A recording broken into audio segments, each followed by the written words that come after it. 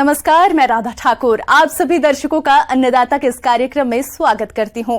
हमारे देश का किसान जन का पोषक है, वे श्रम का देवता है, अन्नदाता है, उसमें ही भारत की आत्मा निवास करती है। ऐसे ही किसान भाइयों की प्रगति के लिए हम खेतीबाड़ी से जुड़ी बहुत सी नई लाभकारी जानकारियां हर रोज सुबह लेकर आते हैं। तो चलिए कार्यक्रम शुरू करने से पहले देखते हैं क्या है आज के अन्नदाता में।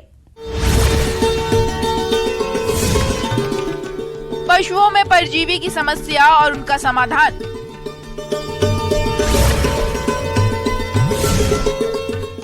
जैव उर्वरकों के प्रयोग से बढ़ेगी फसलों की पैदावार। ज्यादातर पशुपालक जानकारी के अभाव में पशुओं में होने वाले दांत, खुजली और जूब होने पर ध्यान नहीं देते हैं, जिससे कई बार इनकी वजह से पशु तनाव में चला जाता है, जिसका सीधा असर उसके दूध उत्पादन पर पड़ता है। उसी प्रकार भीतरी परजीवियों के प्रकोप से पशुओं में कई घातक बीमारियां पनपने लगती हैं। अगर पशुपालक इनके रखरखाव पर थोड़ा ध्यान दे तो इन परजीवी से दुधारू पशुओं को बचाया जा सकता है। तो चलिए इस बारे में जानकारी लेते हैं पशु वैज्ञानिक डॉक्टर धर्मेंद्र कुमार से।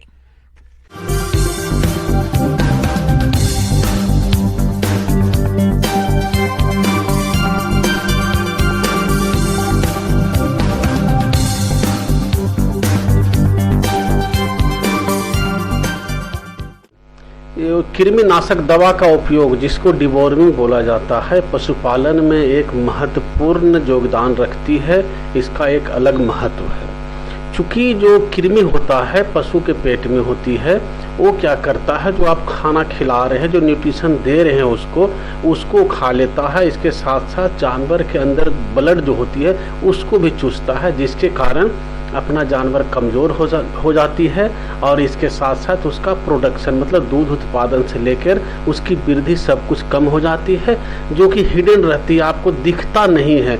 बहुत धीरे धीरे करके पशु को उत्पादन कम करती है और उसको बीमार भी करती है।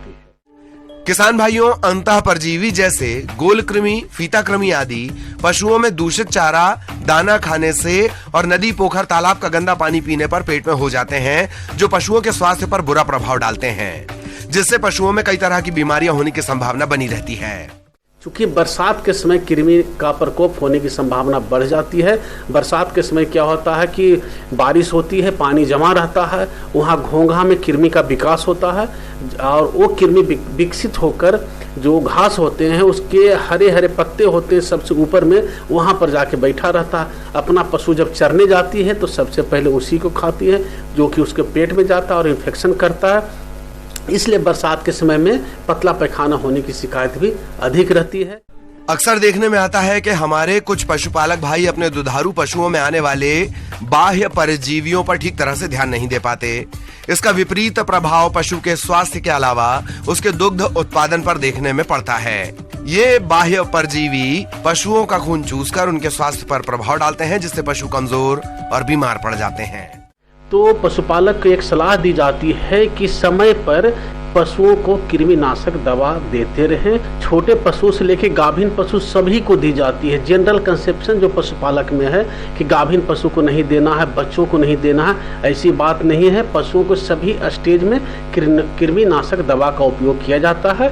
जैसे जो बाछा या बाछी जो नया जन्म लिया है, 15 दिन के बाद उसको कृमिनाशक दवा का उपयोग करें और 2-2 महीना के अंतर पर 9 से 10 महीने तक करें। उसके बाद फिर जैसा समस्या आती है उसके अनुसार 6 महीने पर दवा रिपीट करें, या बहुत ज़्यादा आपके क्षेत्र में प्रकोप है तो 3 से 4 महीने पर भी रिपीट कर सकते हैं। मतलब 4-4 महीने पर साल भर में 3 बार भी दवा दी जा सकती है, गाय भैंस जितने हैं सभी में। परजीवी से बचाव के लिए पशुशाला की नियमित साफ सफाई करें। हो सके तो सप्ताह में 1 बार पशुशाला को लाल दवा या फिनाइल से धोएं। साथ ही चूने का भुरकाव करें। पशुओं को बरसात के दिनों में चारागाह चराने न ले जाएं। बाढ़ग्रस्त इलाकों से पशुओं के लिए चारा न लाएं, क्योंकि ऐसे इलाकों में चारा परजीवियों और अन्य फफूंद से दूषित होता है। पशुओं को चारा देने से पहले अच्छी तरह से साफ कर लें। परजीवी से बचाव के लिए पशु के शरीर पर अच्छी तरह से लगाएं, लेकिन इनका प्रयोग करते समय कुछ सावधानी रखें। जैसे दवाई लगाने के समय बड़े पशु या बछड़े बछड़ियों के मुंह में मुसीका लगा देना चाहिए, जिससे वो अपने शरीर को चाट ना सकें। जिससे पशु को किसी भी तरह का नुकसान ना हो। उसके बाद जब गाभिन पशु की बात आती है तो बेहिचक आप कृमिनाशक दवा का उपयोग करें। इसके लिए अलग दवा होती है, मतलब फेनबेंडाजोल कंपोजिशन की होती है। इसके साथ जो भी सेफ ड्रग हो, प्रेगनेंसी सेफ हो, वो कृमिनाशक दवा का उपयोग करें और ज़रूर उपयोग करें जब उसका समय हो जाए। तो मार्केट में बहुत सारी दवा उपलब्ध हैं। पशु चिकित्सक से सलाह कीजिए और कृमिनाशक दवा का उपयोग कीजिए। ऐसे नॉर्मल वे में जो उपयोग में आती है अल्बेंडाजोल और फेनबेंडाजोल कंपोजिशन की, इसका आप शुरुआत में उपयोग कर सकते हैं। अल्बेंडाजोल होती है वो 3 ग्राम की आती है, 1.5 ग्राम की भी आती है। तो लगभग जो 300 किलो वजन की गाय है, 300 से 400 किलो वजन की, उसमें 3 ग्राम के अल्बेंडाजोल से भी काम चल जाती है। मतलब इसका जो डोज होता है 10 मिलीग्राम प्रति किलो वजन के हिसाब से दी जाती है। यदि आपका पशु छोटा है, 200 केजी का है, तो उसके अनुसार आपको डोज कम कर देना है और इसको सुबह खाली पेट में खिलानी है। सुबह खाली पेट में 1 डोज खिला देनी है और इसके साथ साथ फिर 3 दिन तक कम से कम कोई भी लीवर टॉनिक या कोई भी डाइजी बूस्ट जैसे सिरप है, इसको आप दे सकते हैं पशु को, ताकि जो कृमिनाशक का काम किया, इसके साथ साथ उसका पाचन से लेकर लीवर भी साथ साथ मजबूत हो जाए, तो आपका पशु ज़्यादा स्वस्थ रहेगा।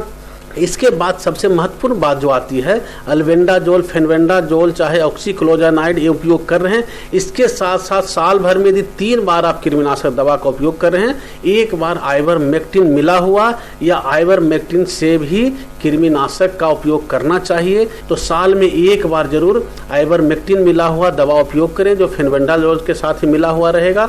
जैसे ये दवा है जो ऑक्सीक्लोजानाइड के साथ, ऑक्सपेंडाजोल के साथ मिला हुआ है आइवरमेक्टिन, इस तरह का कृमिनाशक 1 बार उपयोग करेंगे तो पशुओं में चमक भी आ जाएगी, दूध उत्पादन भी बढ़ेगी और पशु ज़्यादा स्वस्थ रहेगा।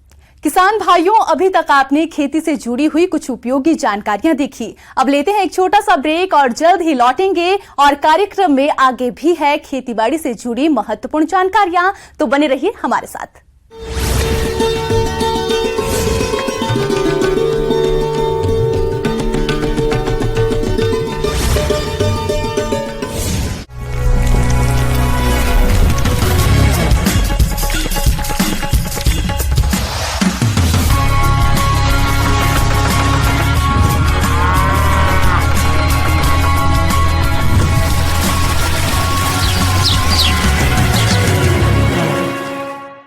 ब्रेक के बाद आप सभी दर्शकों का अन्नदाता में स्वागत है। तो चलिए अब रुख करते हैं अगली कड़ी की ओर।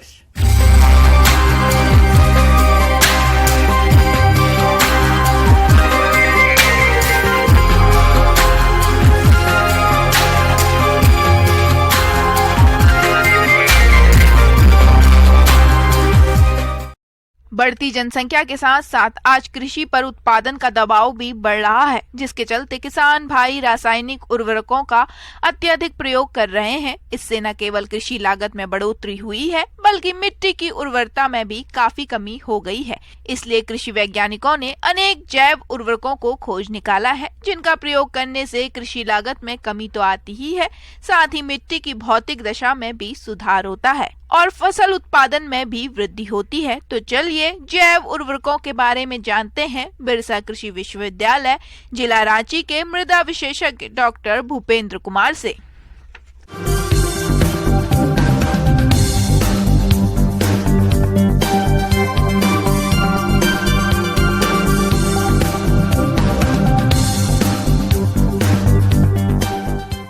आज हम चर्चा करने के लिए खड़े हैं बायो फर्टिलाइज़र के बारे में। बायो फर्टिलाइज़र को हिंदी में कहते हैं जीवाणु खाद। जैसा कि शब्द से ही पता चलता है, जीवाणु खाद। जीवाणु का मतलब ऐसे सूक्ष्म जीव जिसको हम आँख से देख नहीं सकते हैं, उसके लिए मशीन की आवश्यकता पड़ती है।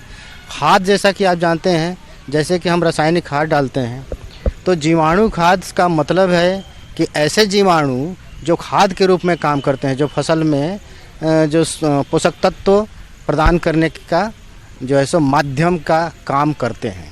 इसमें बहुत सारे जीवाणु होते हैं, सूक्ष्म जीव होते हैं, जिसमें हम लोग बैक्टीरिया कहते हैं और फंजाई भी है और एक्टिनोमाइसीट्स भी हैं। तो इनका मुख्य काम है, जो आसमान में हवा में 78% नाइट्रोजन है, उसको ज़मीन में कैसे लाया जाए, मिट्टी में कैसे लाया जाए, तो ये बखूबी जो है सो सक्षम है उस हवा में मौजूद नाइट्रोजन को मिट्टी को प्रदान करने में, चाहे वो पौधे के थ्रू हो, चाहे वो सीधे अपने शरीर में फिक्स करते हैं और मिट्टी को प्रदान कर देते हैं। राइजोबियम जो दलहनी फसल के लिए है, अजेटोबैक्टर एजोस्पाइरलम जो अन्य फसलों के लिए है, इसके बाद है फंगजाई है जिसको कवक कहते हैं, जिसको VA माइक्रोबाइजा कहते हैं, वो फास्फोरस को प्रदान करता है मिट्टी में जो है सो अघुलनशील जो स्फुर है, जिसको स्फुर कहते हैं, फास्फोरस कहते हैं, उसको घुलनशील अवस्था में दे करके पौधे को पहुंचाता है। राइजोबियम कल्चर दलहनी फसलों की जड़ों में गुलाबी रंग की गांठ बनाता है। इन गांठों में ही राइजोबियम नामक जीवाणु रहता है जो वायुमंडलीय नाइट्रोजन गैस को भूमि में स्थगित करता है, जिन्हें पौधों द्वारा आसानी से शोषित कर लिया जाता है। राइजोबियम कल्चर के प्रयोग से भूमि में लगभग 15 से 20 किलोग्राम प्रति हेक्टेयर नाइट्रोजन खाद का लाभ होता है। इसके अलावा उपज में लगभग 10% की वृद्धि होती है। इस कल्चर का प्रयोग मूंग, उड़द, अरहर, सोयाबीन, मटर, चना, मूंगफली, मसूर एवं बरसीम के फसल में करते हैं। अब कारक क्या है जिसके चलते हमको बाहर से देना पड़ता है, क्योंकि भाई मिट्टी में तो पहले ही से मौजूद है, तो क्यों हमको बाहर से डालना पड़ता है। मिट्टी में मौजूद है मगर इनकी संख्या कम हो सकती है, क्षमता कम हो सकती है। हमारी मिट्टी अम्लीय है, अम्लीय मिट्टी में जो है सो संख्या इनकी कम हो सकती है। लगातार कालांतर में खाद डाल करके हम मिट्टी का जो सो गुण को खराब कर दे रहे हैं और जैविक पदार्थ का नहीं सेवन कर रहे हैं, जिसके चलते भी इनकी संख्या कम हो सकती है। बहुत तापमान ज़्यादा, पानी जल जमाव और भी अन्य कारण हैं जिसके चलते इनकी संख्या में कमी हो सकती है। कुछ पौधे ऐसे हैं जो उनका घर है, हम लगातार उस पौधे को ले ही नहीं रहे हैं, दूसरे पौधे को ले रहे हैं, तो उनका जो है सो उसमें संख्या कम हो सकता है। इसलिए जो है सो सही फसल चक्र भी अपनाना ज़रूरी होता है। सही फसल चक्र नहीं अपना रहे हैं तो उनकी संख्या कम हो सकती है। तो इन सभी कारणों के चलते इनकी संख्या कम हो जाती है, जिसके चलते हम बाहर से इनका जो प्रयोग करते हैं।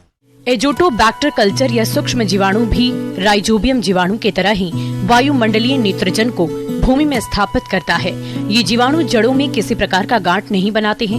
ये जीवाणु मिट्टी में पौधों के जड़ क्षेत्र में स्वतंत्र रूप में पाए जाते हैं तथा नाइट्रोजन गैस के अमोनिया में परिवर्तित कर पौधों को उपलब्ध कराते हैं। इस जीवाणु खाद के प्रयोग में 10 से 20 किलोग्राम नाइट्रोजन प्रति हेक्टेयर की प्राप्ति होती है तथा अनाज वाली फसलों में 10 से 20% एवं सब्जियों में 10% तक की उपज में वृद्धि पाई गई है। इनके प्रयोग से जड़ों में होने वाली फफूंद रोग से भी बचाव होता है। इस कल्चर का प्रयोग गेहूं, जौ, मक्का, बैगन, टमाटर, आलू एवं तिलहनी फसलों में करते हैं।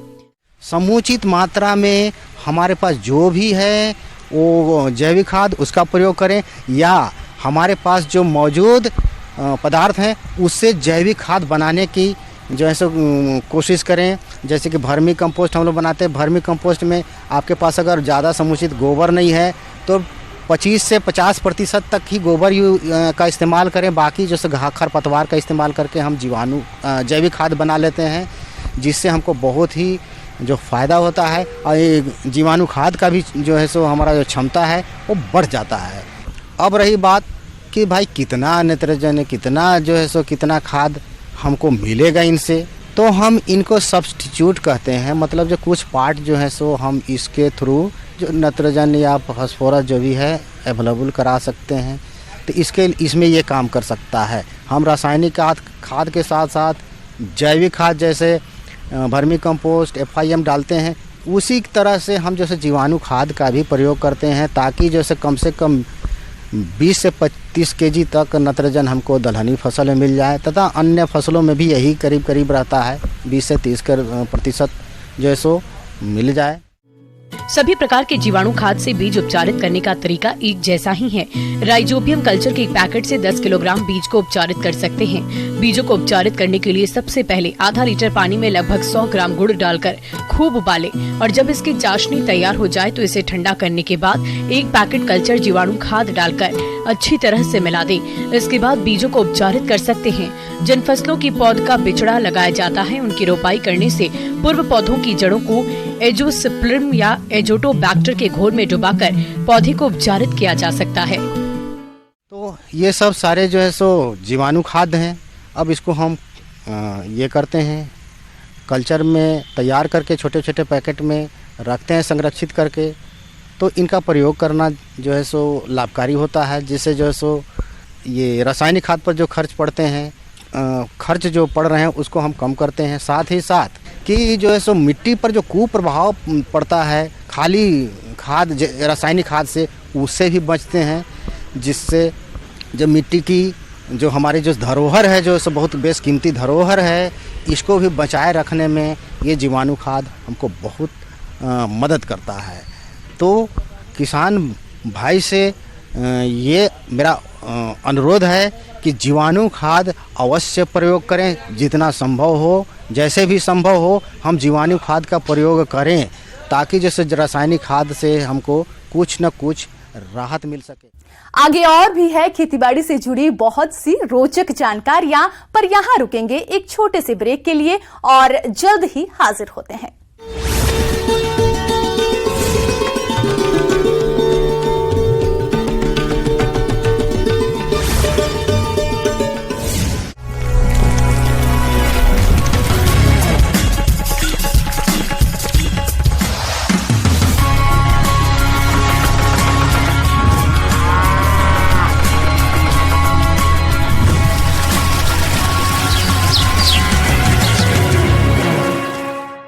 ब्रेक के बाद एक बार फिर से आप सभी दर्शकों का अन्नदाता कार्यक्रम में स्वागत है। बढ़ते हैं अगली प्रस्तुति की ओर।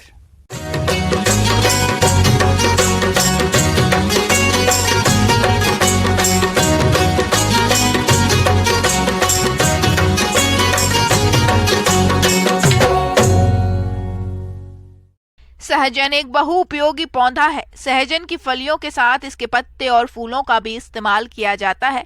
सहजन को सिर्फ स्वाद ही नहीं, सेहत के लिए भी फायदेमंद माना जाता है। साथ ही सहजन एक औषधि फसल है, इससे आयुर्वेदिक दवा तैयार की जाती है। इन सभी फायदों को देखते हुए यदि आप भी सहजन की खेती करना चाहते हैं तो कैसे करें इसकी खेती, इस बारे में अधिक जानकारी दे रहे हैं कृषि विशेषज्ञ डॉक्टर राजेंद्र सिंह ठाकुर।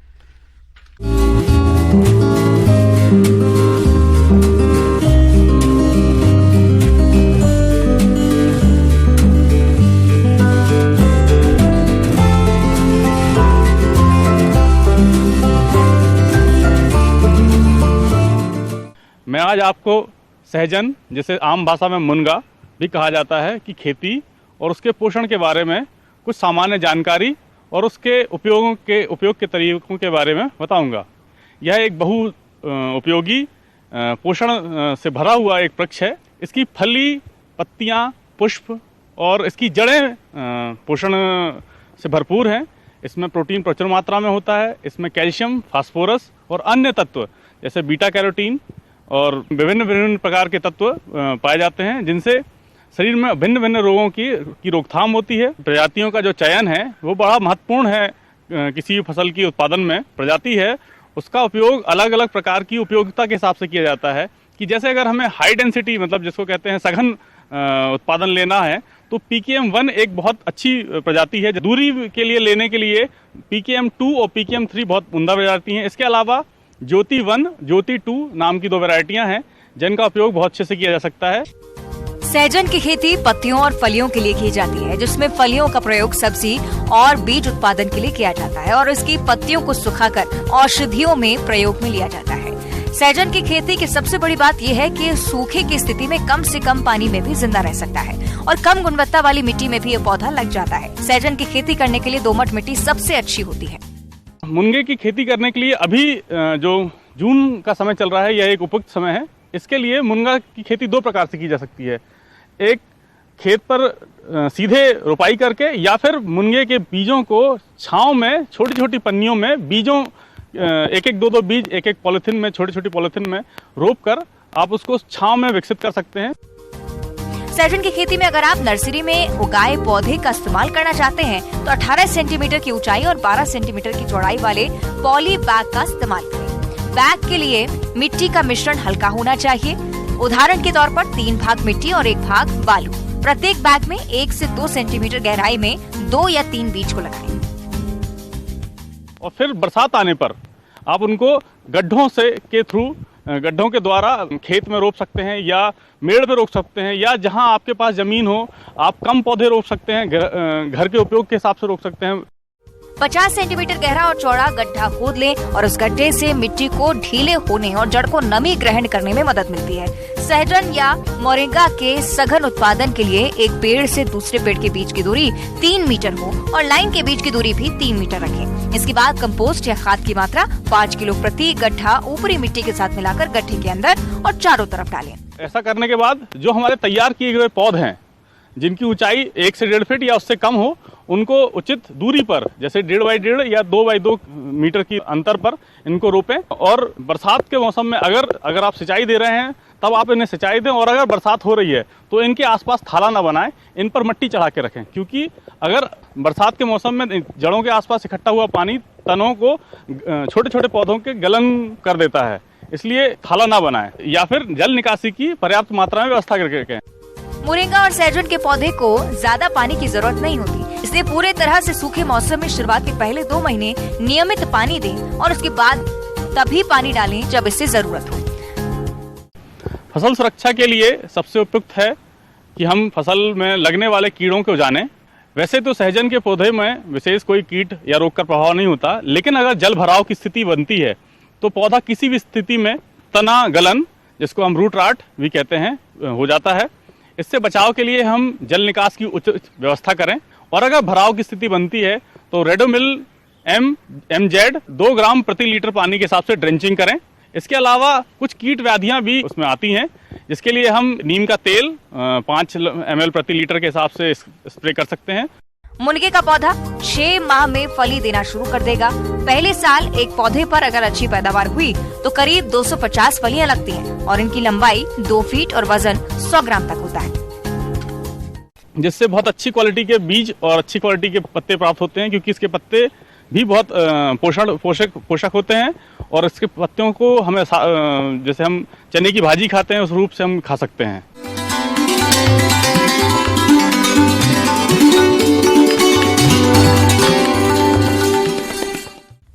अन्नदाता हेल्पलाइन निःशुल्क फोन संपर्क सेवा के माध्यम से आपके द्वारा पूछे गए प्रश्नों में से 1 या 2 महत्वपूर्ण प्रश्नों को हम अपने कार्यक्रम में शामिल करते हैं। इसी के तहत आज किसान का सवाल और उसका जवाब इस प्रकार से है।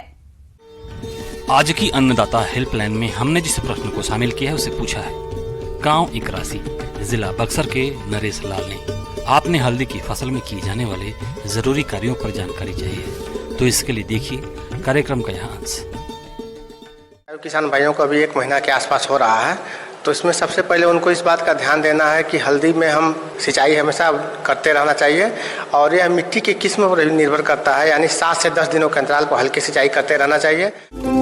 किसान भाइयों, हल्दी के कंदों की रुपाई बारिश के मौसम में की जाती है, इसीलिए इन्हें प्रारंभिक सिंचाई की जरूरत नहीं होती है, किंतु समय पर बारिश न होने पर खेत में पानी जरूर लगा दें। बारिश के मौसम के पश्चात हल्दी की फसल में सिंचाई 25 दिन के अंतराल में की जाती है। इसके अलावा मिट्टी के प्रकार को ध्यान में रखते हुए सिंचाई करना भी लाभकारी होता है। और हल्दी की फसल में खरपतवारों का प्रकोप बहुत ज़्यादा होता है, तो इसके लिए खरपतवार के लिए बहुत सारा जो है दवा भी आता है, जैसे पैराक्वाट आता है, उसका भी हम डाल सकते हैं 40 दिनों के अंतराल पर, 80 दिनों के अंतराल पर, 120 दिनों के अंतराल पर। और उसके अलावा अगर हम रासायनिक खरपतवारनाशी का प्रयोग नहीं करना चाहते हैं तो जब निराई गुड़ाई करते हैं तो उस समय हम निराई गुड़ाई के साथ साथ। किसान भाइयों, हल्दी की फसल में कई तरह के खरपतवारों का प्रकोप होता है, जिसकी वजह से फसल कमजोर हो जाती है और अनेक तरह के कीट रोग भी लगने लगते हैं। खरपतवार नियंत्रण के लिए निराई गुड़ाई की जाती है। इसकी पहली गुड़ाई पौधा रोपाई के 30 दिन बाद की जाती है और बाद की गुड़ाइयों को 30 से 40 दिन के अंतराल में करना होता है। हल्दी की फसल में अधिकतम 3 से 4 गुड़ाई ही करनी होती है। और उसके अलावा जो कुछ पोषक तत्व, जैसे 120 किलोग्राम नाइट्रोजन को 3 बराबर भाग में बांट करके पहला जो है 2-3 पत्ती आने की अवस्था पे, यानी 30 से 35 दिन का अवस्था पे हमको देना है। उसके बाद से दूसरा नाइट्रोजन का प्रयोग हमको 65 से 70 दिनों के बाद देना है। तीसरा नाइट्रोजन का प्रयोग हमको 95 से 100 दिनों के बाद पे देना है। और फास्फोरस एवं पोटास जो है खेत की तैयारी के समय किसान भाई दे दिए होंगे, अगर नहीं दिए हैं तो अभी भी फास्फोरस पोटास दे करके मिट्टी चढ़ाने का काम कर सकते हैं। इसके अलावा अगर पोषक तत्व की कमी का लक्षण पहले दिखाई दिया हो तो फेरस सल्फेट 25 किलोग्राम और जिंक सल्फेट 25 किलोग्राम प्रति हेक्टेयर के समय साथ में अंतिम जुताई के समय दे सकते हैं। और इसमें हल्दी में मुख्य रूप से जो बरसात में हल्दी में भी खेत में पानी नहीं लगना चाहिए, तो जल निकासी का व्यवस्था, जितना भी हमारा कंद वर्गीय फसल है उसमें पानी हमारा बहुत दुश्मन होता है, तो ऐसी स्थिति में पानी निकासी का व्यवस्था तत्काल करना चाहिए किसान भाइयों को, ताकि हमारा हल्दी का फसल से अच्छा उत्पादन हो सके। और हल्दी में जो कुछ हमारे कीट लगते हैं, जैसे तना छेदक लगता है, यह तना में घुस करके छेद कर देता है और हल्दी की फसल को पूरी तरीके से सुखा देता है, जिससे हमारा पैदावार पर सीधा असर पड़ता है। इसके लिए डाइमेथोएट दवा जो है उसका 1 ml दवा को प्रति लीटर पानी के हिसाब से घोल बना करके छिड़काव करना चाहिए। किसान भाइयों, हल्दी की फसल में पत्ती धब्बा नामक रोग का प्रकोप होता है। इस रोग के कारण पत्तियों को दोनों ओर छोटे अंडाकार और अनियमित भूरे धब्बे हो जाते हैं। कुछ समय बाद ये गहरे पीले और भूरे रंग के हो जाते हैं। ऐसे में पौधे भी झुलस जाते हैं, जिसकी वजह से फसल के उत्पादन में भारी कमी आ जाती है। इसलिए आप इस रोग की पहचान करके रासायनिक तरीके से प्रबंधन के लिए, इसके अलावा जो रोग हमारा लगता है पर्ण चित्ती पर्ण धब्बा, इसमें हम इंडोफिल M45 नामक दवा को 2.5 ग्राम और कार्बेंडाजिम 1 ग्राम को प्रति लीटर पानी के हिसाब से घोल बना करके अगर हम छिड़काव करते हैं तो रोग से भी हमारा हल्दी की फसल बच सकती है। उसके जो कंदों को साफ करके छाया जगह पर रखें और जहाँ पर ठंडा जगह हो वहाँ पे इसको रख करके हम भंडारित कर सकते हैं। किसान भाइयों, अन्नदाता आपकी सेवा के लिए संकल्परत है। कृषि संबंधित समस्या और सुझावों के लिए आप हमें इस पते पर संपर्क कर सकते हैं। प्रोड्यूसर अन्नदाता, news 18 Bihar Jharkhand, Ramoji film city Hyderabad 501512। साथ ही आप हमें ईमेल भी कर सकते हैं। हमारा ईमेल है p18annadatabihar@nw18.com। इसके अलावा आप हमें निशुल्क हेल्पलाइन नंबर 180088922163 पर सोमवार से शनिवार सुबह 10 से शाम 4 बजे के बीच संपर्क कर सकते हैं। किसान भाइयों, अब समय हो रहा है आपसे विदा लेने का, तो हमारी अन्नदाता टीम को दीजिए इजाजत। कल फिर आपसे मुलाकात होगी कृषि संबंधित कुछ और महत्वपूर्ण जानकारियों के साथ। नमस्कार।